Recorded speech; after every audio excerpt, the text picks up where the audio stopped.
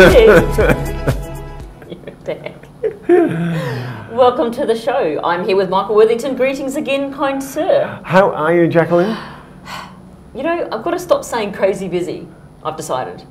You're just busy crazy. That's probably more accurate. But I've come to realise that being crazy busy, it's a state of mind. And that crazy busy is actually kind of gets in the way of doing what you need to do in a sustainable and sensible manner. Well, I know you've been busy because I rang you during the week. We had a telephone conversation. And apparently, Jackie's husband, that isn't a business person, had a good piece of business advice. Gracious me. bloody David, yes. And this is the thing, and this is this crazy busy mentality we're talking about. We've just got to go, breathe, calm down, and allow things, because it creates these opportunities. And if you're screaming along the highway, I think we've talked about it before, if you're screaming along the highway with all your projects going zoom, zoom, zoom, zoom, and you don't go slow enough to actually see these new opportunities, you miss things. And you're right, I rang you earlier in the week and I've gone, someone rang someone anyway, and and you said, how you going, as you always do, and I've gone, I'm so mad at myself, and you've gone, why? I've gone, I'm listening to this book. Now this is a book that I have had a physical copy of for 6 years, maybe? Yeah. And it is a audio book I've had on my phone for about 18 months.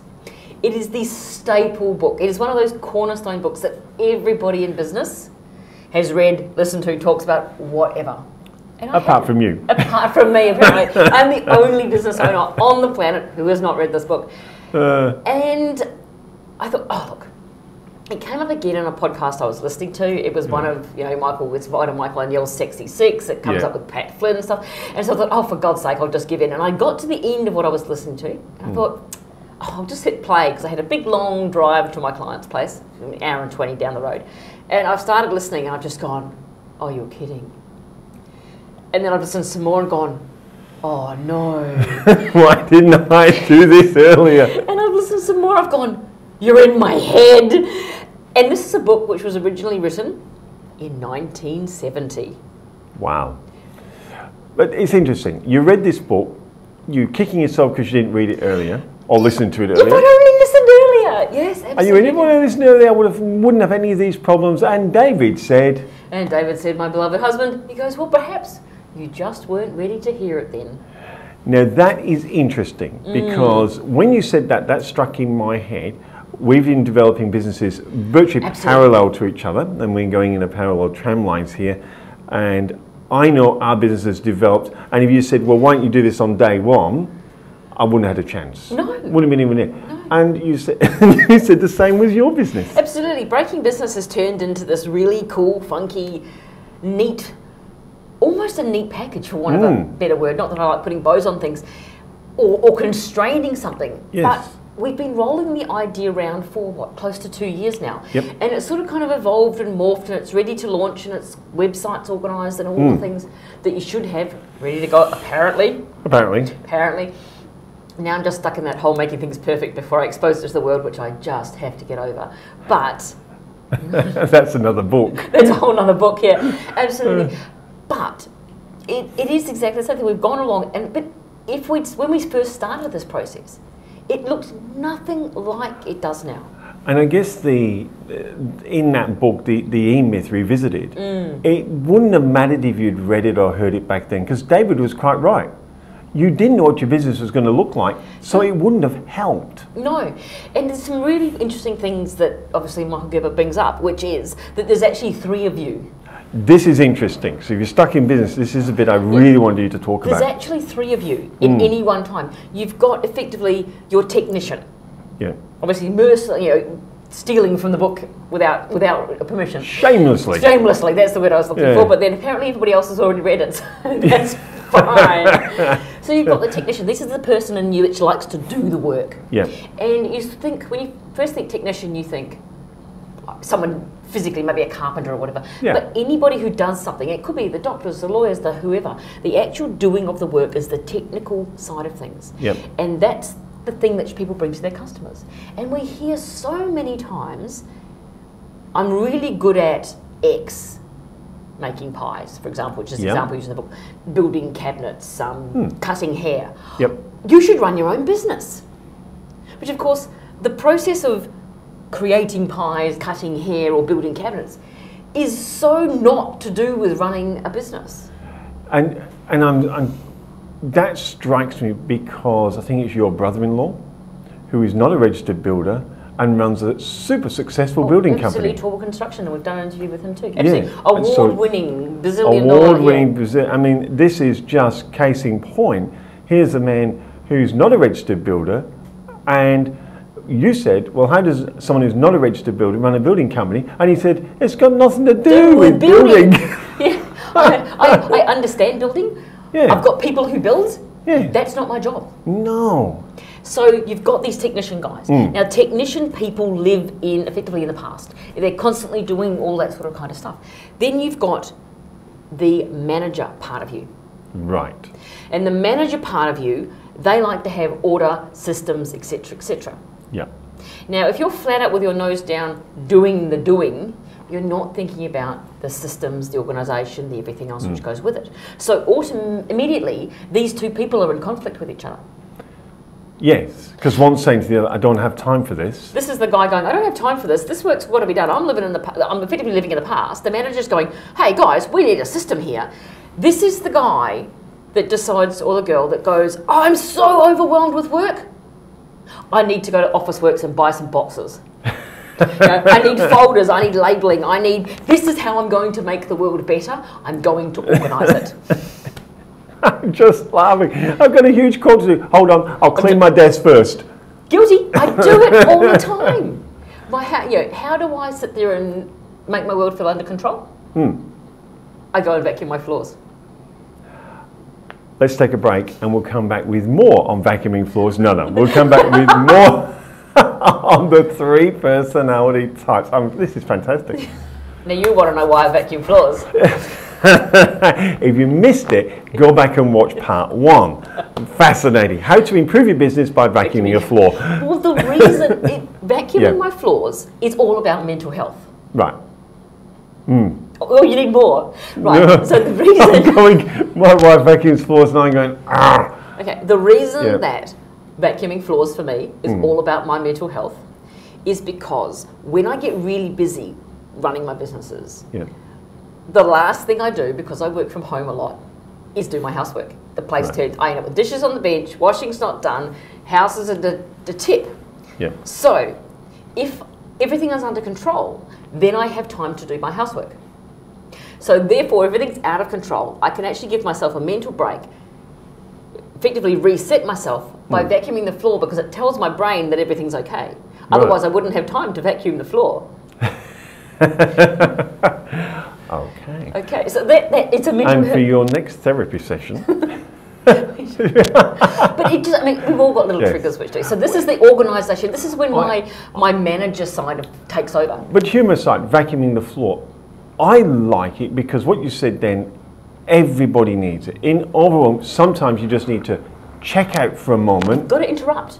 You cannot work effectively for bazillions of hours at a time, no matter how much you've got to do. Yeah. And when you take that break after you minutes or 57 minutes or whatever your Pomodoro technique works for you, tells you, you can't just then go and watch the TV or get on Facebook. That doesn't give you the break. You've got to interrupt, do something completely different for a set period of time. Yeah. And then go back to what you were doing. Then you can go back fresh. You've had time to process your ideas and you're good to go. Yeah. So for me, vacuum floor. And it is, when you listen to the likes of Tony Robbins or any of the NLP guys or anyone in that kind of space, they will tell you the quickest way to break any patterns or pattern of overwhelm is interrupt it. Interrupt it. Do something just totally crazy and interrupt it. Not only that, for those of you who work from home or work perhaps in a business environment where your family comes to you, if Dave comes home and the house is really clean, he knows to bring me a glass of wine and say, how's your day? How's your week been? Because he knows, well, if the house is clean, I'm going, oh my God, the world is out of control. So it works a nice two things. Well, that's got a very nice benefit to it. Exactly right. It's a little bit sad, isn't it? I vacuumed your house, you're going to bring me wine. You know, it's not about that. David, I'm coming vacuuming your house. I like Malbec. But it does, if people around you understand you and why you do particular things, and you've had a chance to have those conversations, something as simple as coming home and finding that my office is super tidy and the house is vacuumed. Yep. Dave's aware that my business world is getting a little wobbly, and he can do the cuddle better. So we have got the technician and we've got the manager, and that's where I'm going, okay, you got your bases covered. Who's number 3? Number 3 is the troublemaker. Oh, there we go. That's the side of us which is the entrepreneur. I've got this fantastic idea. Look over there into the future. Isn't this amazing? Let's go, team. Meanwhile, the technician's going, hold it, buddy. I've got a whole stack of stuff which needs to be done here. I don't have time for your airy-fairy dreaming. And your manager's sitting in the middle going, we don't have a system. Just chill. We can't go anywhere. We don't have a system. We don't have a system to do what you're doing. We certainly don't have a system to do what you're doing. Breathe. Breathe. So, and these guys are constantly, or these people, which is part of all of us as business people, are constantly in conflict with each other.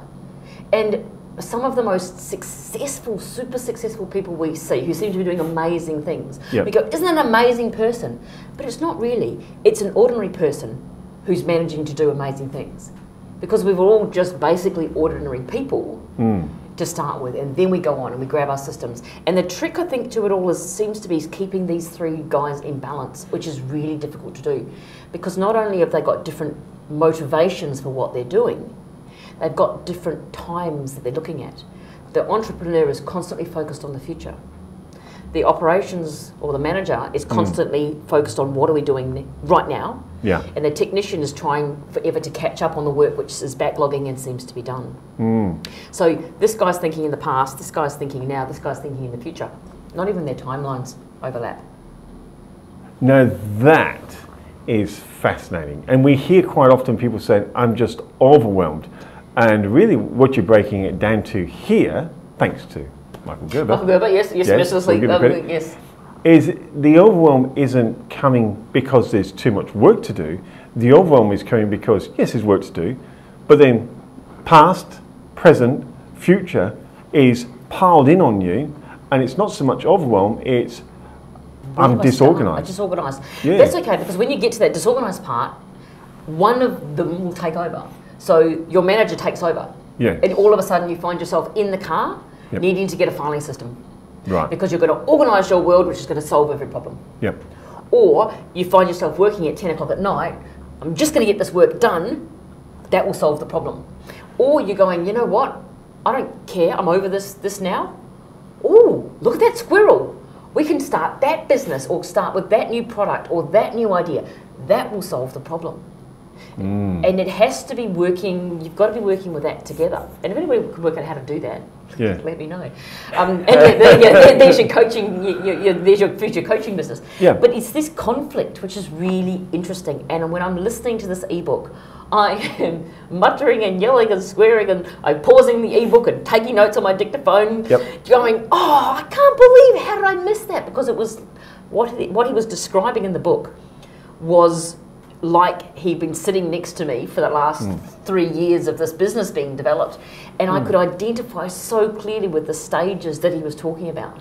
Well, I can identify it here, like, so the technician, we come and produce our show, so we're quite good at that, and then we've got to, the management part of it is then do all the post-production, load it all into the right spots, code it to drive everyone to YouTube channels and podcasts and Breaking Business and so forth. But then we're constantly looking, I mean, we're going 4K, we're going drones, we're going, stabilized, we're going live, so stay tuned, we'll be going live. So that's obviously the innovator part. And yet the person who does this, well, actually the person who gets squashed, it must be different for different people. The person who gets squashed in my world, inside of me, now you're telling me, is the manager part, is the post-production, scheduling, and getting all that bit done. And the most ridiculous thing is, there's another book, one of the other ones I've read this year is on my my sexy six list, Yep. is obviously the one thing. And it's just brilliant. You read that and you think, and the key message to that is, Yep. what is the one thing I can do right now which will make everything else not required or easier? And sometimes that one thing is the manager. Is there any reason that you must do the post-production, the launching to YouTube? I know that you're the only person on the planet who can do it right. That's right. I'm just thinking that. I couldn't. It's a system. It's the same thing over and over again. Yes. Why can't you outsource that? Why can't you hand that off to a PA?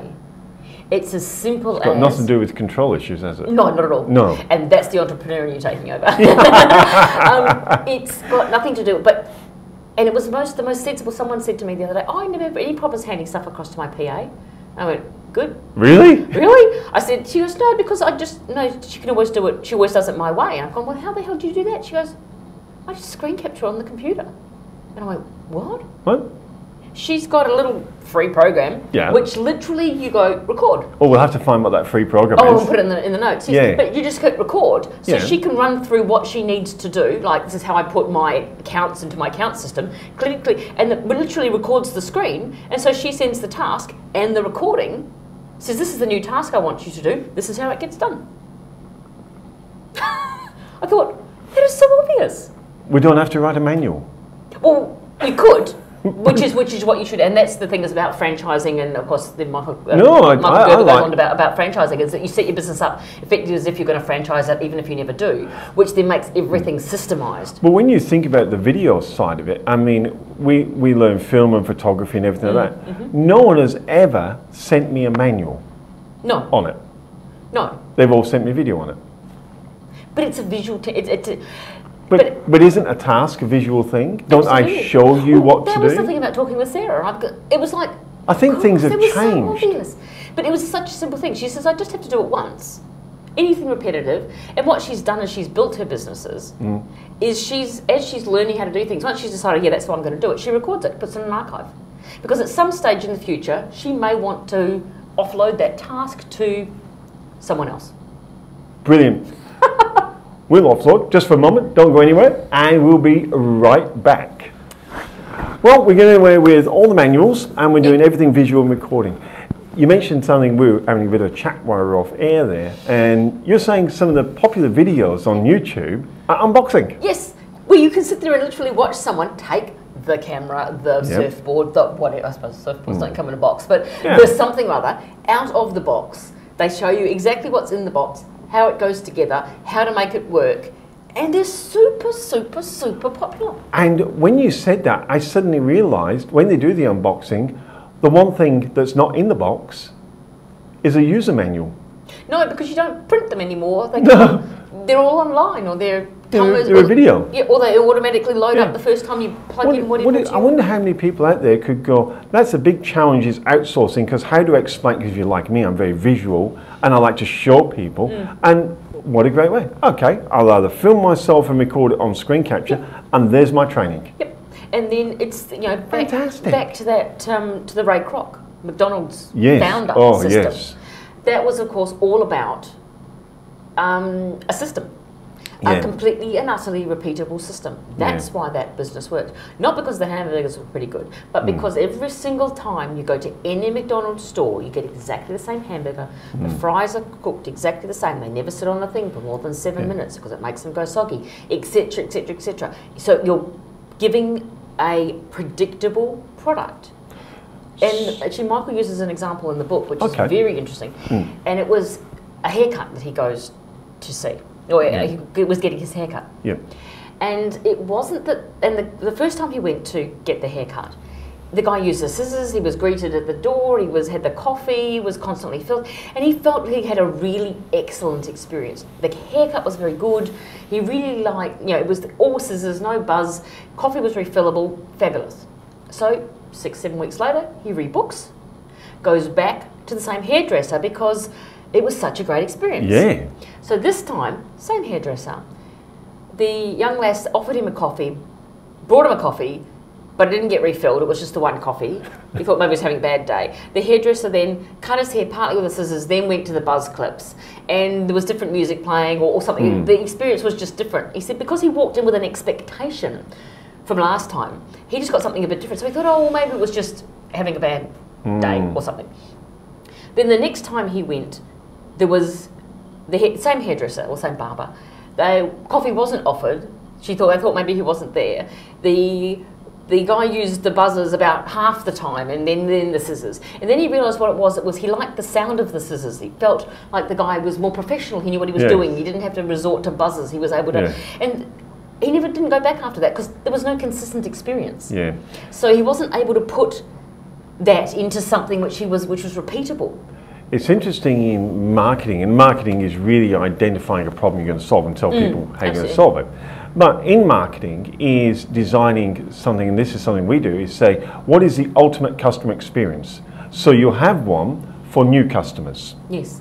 Because sometimes you will treat a new customer, there's certain bits you want to put in for a new customer that may not be for existing, but what do you do for existing customers? And I call it the ultimate customer experience because everyone should learn these are the steps that we got, these are the staples. We do offer coffee that's refillable. Yeah, we only use scissors. This is how it works around here. This is how it works. Yeah. That is it. And I wonder how many businesses are going up and down and up and down, and I don't get enough clients. The difference I see between a lot of them and say our friends at Apple, you walk in, regardless of what you think of an Apple computer, walk into one of their stores, it's very consistent and it's exactly the same. You walk into McDonald's, whether you like a McDonald's or don't like a McDonald's or a Hungry Jack's, the experience is generally the same. Those pickles are placed exactly the same so that when you hold the burger on its side, the pickles don't fall out into your lap. That's the way it's done. Yeah, you go to one of our coffee houses, like a brand, the experience is the same. Yes, bad or good, yes. Yeah, but they're very consistent. Consistently bad, considering one of them, which I don't know why people go there, but... No. But anyway, the ultimate customer experience, and I think that's what you're saying. So which one of the three are responsible for that? Yeah. Well, is this what we have to start doing? This is, I think, where we end up if we just sit in that technician space. This is what I do. Because doing what you do actually can have very little to do with actually running the business. Yeah. And the question is, as a business owner, what is our job? Yeah. What is our responsibility? What is a business? And you look at technologies and they tell us now that in 10 years' time, half the jobs that are around today will not be around. Technologies are changing. I was talking to Keith who works here and he was saying like nuclear power, everyone just goes, nuclear. But now they're putting them in sea containers, drop them in the middle of nowhere, and all you do is pay for the power. Yep, it's fantastic. So now isolated places in like Australia where we live, what a great solution. Yeah, and you're going, hold on, things are changing. But, and these things, you're saying that these jobs aren't going to exist. But when you're running a business, I think one of the fundamental questions, and this is where I got to a while back, is just what is the business anyway? Yes. Because if all you have done is effectively create yourself a job, so the only person who can do is you. If you choose to go on holiday for a month, you better have saved up because you've got no income. Nothing can go on. Really, that's not a business. No. You can't sell that. You can't trade it. You can't do anything with it. All you're doing is effectively earning money. So a business itself needs to be able to carry on whether you happen to be there or you happen to be having coffee. Yes. You've got to have that as a system. So that's where your manager comes in. Yeah, and we talked about that, didn't we? We said, a lot of people go into business, but are they really? Are they building a job or building a business? And they're two different things. But how do people, in your experience, and we've been through the same, I've got my challenges as well. It's not all sales and, oh, look, I found the solution, happy days. How do people and how do you find now, with that knowledge, firstly, what difference is it making now you've got that knowledge? Is it making to how you're actually approaching things or recognising things? Currently, I'm still in the beating myself up stage that I didn't actually recognise it earlier. Yeah. But I think it does change the way you think about it. And really interestingly, with indirect quality solutions, I got to the point where I'm going, you know what, I'm kind of over it. And now with this new knowledge, I've gone, oh, hang on a minute. I've now understood how I've got to be over this, and that I am just in this cycle of flat outness. Doesn't feel like you're doing anything as good as, yes, that's a real word. It doesn't feel like you're doing anything as well as you could do. I need to get staff. I need to get more staff. I need to train them. I don't want, and so the technician in me is going, don't have time, don't have time, don't have time. Whereas my manager's going, need to systemize, get your act together because that'll make things easier. Yeah. And the entrepreneur in me is going, no, let's just go and build breaking business instead. And it's just this tumultuous, and I think you can, once you get that knowledge, give yourself a break. Yeah. Sit there and actually start to apply it and work out, what can I do to make things differently? And then begin to, once you make that shift in your head, you seem to approach situations I wonder if, and I'm just wondering now, because this is the first time I've heard it when we talked about it, but I'm wondering if... you're the second only person on the planet who hasn't read the book. Yes, yes. But I'm wondering if journaling along this, some business person watching now is going, okay, how do I use it? My idea that I'm thinking of now is I'm going to start journaling what I do, and I'm going to start assigning which one of my 3 personalities is actually at work. Or charge at the time. And then see what percentages. Maybe I'm out of kilter. Maybe. I don't know what I'll do about it when I find out, but in just fact, like the world needs a wobbly Michael. Brilliant. Yeah. Coddywobble. Yes. That's one of your famous words. And now I'm joking. Goodness me. We'll cut that bit out maybe. Anyway, no. But I'm wondering if a journaling piece, which I think could be quite constructive. You could write down what you're doing, assign which personality is in charge at that time, and then if you suddenly find that 70% of your time is found saying technician, you kind of going, aha, there's my roadblock. That's what's stopping my growth. Or it's in management. Aha, I need to systemize and get other people. Or it's in the entrepreneur. I'm daydreaming too much. I got to cut that down. I got to get this solid before I move anymore. I'm just wondering if that would help. I think it probably would. There's the manager side, and both of us coming out going, we can systemize this. But I'll go down to Officeworks and buy a folder for that. Buy a folder for it. But I think what it does do is... And that's someone calling us. Someone's heard us and gone, that's a great idea. Let's take a break. You can answer the phone and we'll be right back. Right, we've all recovered? Yes, we've all recovered. Emergency calls, we're good to go.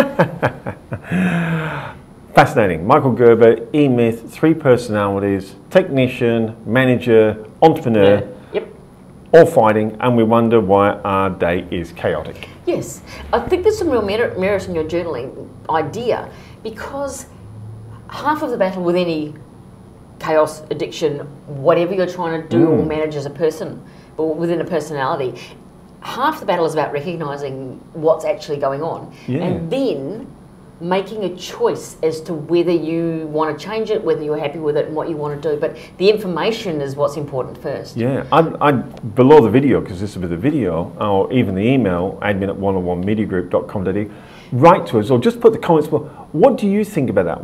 How are you using it, and is it making a difference? I'd be really interested to see other people's comments on that. Because I've got some, we've got some journals going. I've got some journals going at the moment. One of them is the Mastery Journal, which is obviously JLD's. For those of you who don't listen to Entrepreneurs on Fire, it's definitely worth a run through. And that's the 100 days effectively there. And I found that while I haven't used 100 consecutive days, because it is not necessarily designed to be 100 consecutive days, but it does give me those clear ideas of what the heck I'm doing next. And when I stumble across, you fall off the wagon, so to speak, and you come back to it a week, 2 weeks or so later, you go, that's what I was up to. Yes. Yes, that's. And then you can sort of, when you read back through it, you can see the world starting to fall apart. And so you can go, okay, hang on. If I step that back, if I'd intervened with myself here, then perhaps that decline wouldn't happen, and it gives you that information. But not everybody's like that. From a journaling point of view, it doesn't resonate with a lot of, as a number of people. I also carry my dictaphone with me everywhere, or you can do it on your phone. Yeah. But I find that has made a ginormous difference, because I can, when I've got an idea when I'm driving between clients, I can just, don't forget to do this, or I need to do such and such, or just start a blog post. An idea comes and you could start to do it that way, and that's been really interesting, where my entrepreneur and my manager have met, so that my entrepreneur has an idea and my manager's given me a solution, and that works quite well. And but being able to get those ideas captured. Did he offer any solutions in the actual book? I mean, we're coming up with our I don't know, I'm only halfway through. Oh, there we go. Anyone that's read the book, please send us your what was in part 2 of the book. Yes. Well, no, I'm about typical entrepreneurs, aren't we? Oh, great idea. No, I'm still listening. But again, we've just got to the point, and this is, I find, I do get derailed because you've got so many ideas going, and so many options going, that you get to a point where you just cannot. Yeah. Can we just stop there? Can you knock that thing off? I've just realised. No, leave the camera running. You just knocked the air conditioner off. It's getting louder. Because it wasn't. I only just noticed it then. Yeah, I'm going to cut this bit. Yeah. It wasn't that loud before, was it? No, it just started. When you glanced at it, I'm going, that's not me now, that is getting louder. Yeah. Okay, so we'll just take a break in there. So I'll see that flash. Brilliant, okay.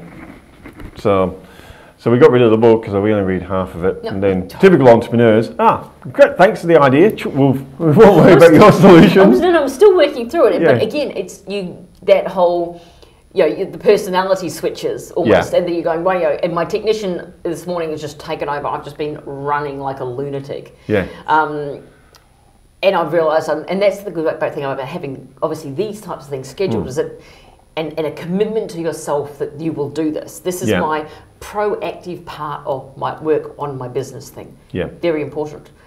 But you've got to get to a point where you give yourself permission to do that as well, I think. And you almost need to have those conversations. And I think what I've noticed this week as I've started this part of the journey is now I recognise that you can go, that's that. No longer is it a great mystery. You can go, now, what am I going to do with that? Yeah. Do I need to be here? Yes, finish off what I'm doing, or no, actually I can move to somewhere else, or I need to be doing a bit of this. So I'm walking back into the office for a stack of reports which haven't been done, but... It does strike me. I'm just thinking, people listening now, since you've learned those 3, and you're only halfway through the book, but did it make a difference to how you approached your day? Or has it just made you aware and you're going, okay, now I can start to be more aware, I'll start planning of how I'm going to solve these issues? Right, so as opposed to doing something about it, I'm just going to plan. Not that I've ever fallen into that trap before. It was actually quite funny because I guess it made an immediate difference. And the reason it made an immediate difference is I suddenly realised that all this chaos which was in my head, I wasn't unique. No. Like, someone had written about it 47 years ago.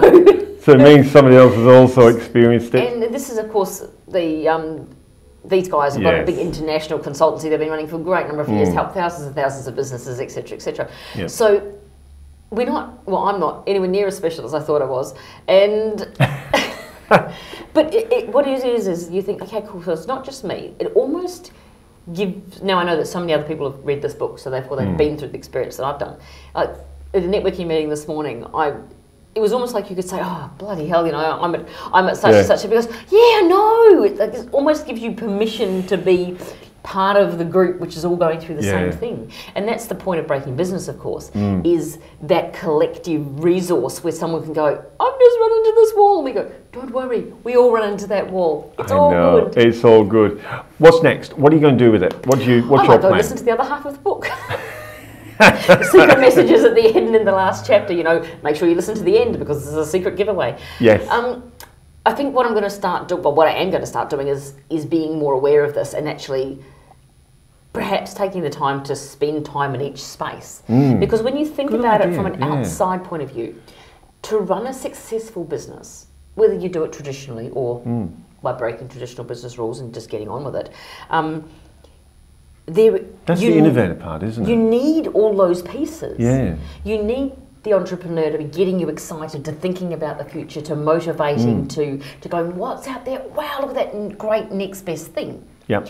You need the manager side of things to be going, hang on, dude, let's chill now. We need to systemize this. If you don't get organized, you just don't know where you, all of a sudden you've done a whole stack of work and no one sent any invoices and you wonder why you've got no money in the bank. You need that part of your business as well. But you're doing something. There is a technical aspect to what your business does. Either you're doing it or someone's doing it for you, but there's still that technical aspect. You need to understand that work, make sure it's done effectively. Just even that it's done. So thinking about it, we do need to spend time in each of those spaces. So what I'm going to do is try and consciously spend time in those and recognise what goes here, what goes there, and approach perhaps the entrepreneur side of things with a bit more of the manager hat on. So that that's a great idea, but how do I make that system a bit more systematic rather than my usual, something shiny? And then approach the technician side of things with this and get this to there. Fantastic. So, lesson of the day, you're a business owner, approach your entrepreneur side with a bit of a managerial hat on. Yes.